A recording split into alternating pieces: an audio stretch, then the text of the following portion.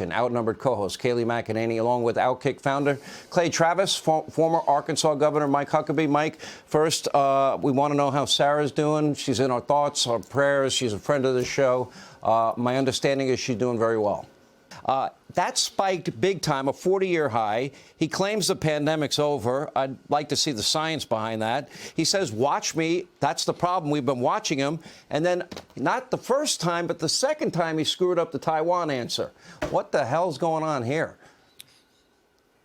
Yeah, it's terrifying, honestly, Sean, because these gaffes, especially when they're made in the foreign policy context. You know, it's one thing when, the Easter Bunny hops over at the Easter egg roll to stop him from talking. Probably a smart move by someone in the White House press office. If this were my boss, I'd probably have done the exact same thing. So well done, press shop.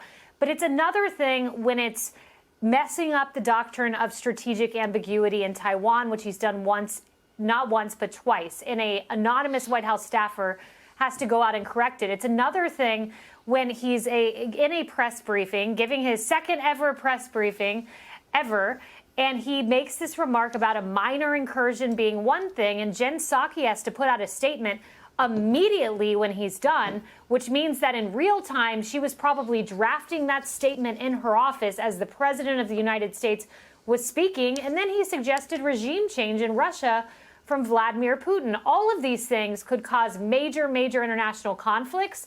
So it's one thing when they're the small gaffes we laugh at, but when they're made in this huge global strategic context, it's very troubling. I want to talk, and you're great at messaging, Kayleigh. I would add probably law and order, safety, security, so you can pursue happiness. I think that's one, and I think parental rights and education. We're going to talk to Governor Youngkin in a second. I think he showed that was a major issue for parents in the Commonwealth of Virginia.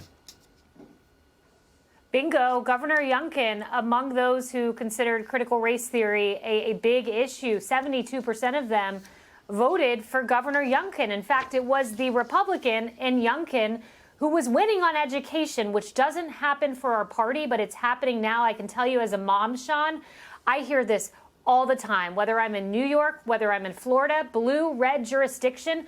People do not want their children being taught they are an oppressor. They do not like these parental secrecy policies where their child is being taught you may be another gender and hide it from mom until we find out about a suicide in a school bathroom, which is the allegation down in Florida in a lawsuit. Parents care about this. Mama bear's coming to vote. I can promise you that. I hear it all the time. That's a